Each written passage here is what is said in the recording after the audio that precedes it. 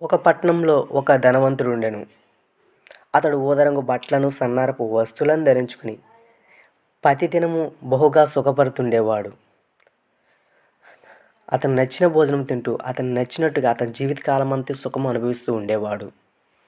అలాగే లాజరను ఒక దరిద్రుడుండెను. వాడు కురుపులతో నిండినవాడే. ఆ ధనవంతుని ఇంట వాకిట పడి ఉండి, అతని బల్ల మీద నుండి పడు రొట్టె ముక్కలతో ఆకలి తీర్చుకోగోరెను.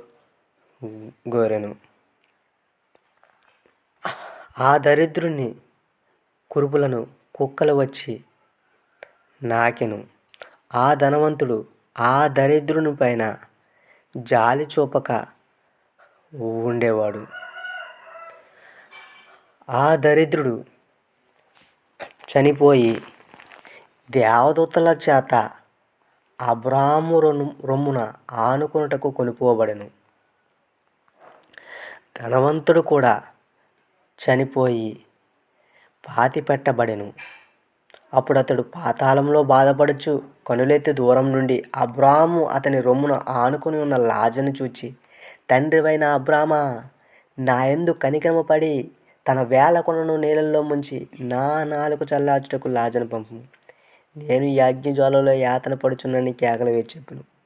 అందుకు అబ్రాహాము, కుమారుడా, నీవు నీ జీవితకాలమందు నీకిష్టమైనట్టు సుఖము అనుభవించితివి. అలాగునే లాజరు కష్టం అనుభవించినని జ్ఞాపకం చేసుకొనుము. ఇప్పుడైతే వాడు ఇక్కడ నెమ్మది పొందుచున్నాడు, నువ్వు యాతన పడుచున్నావు.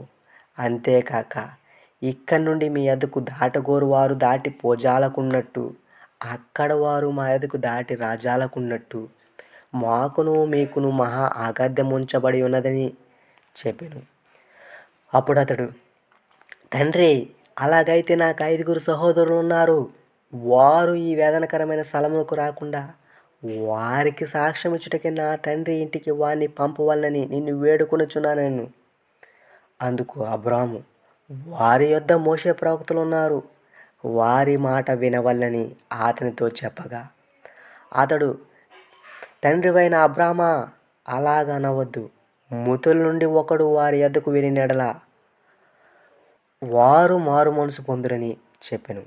అందుకతడు, మోషే ప్రవక్తలు చెప్పిన మాట వారు వినిన యెడల మృతుల నుండి ఒకడు లేచినను వారు నమ్మరని అతనితో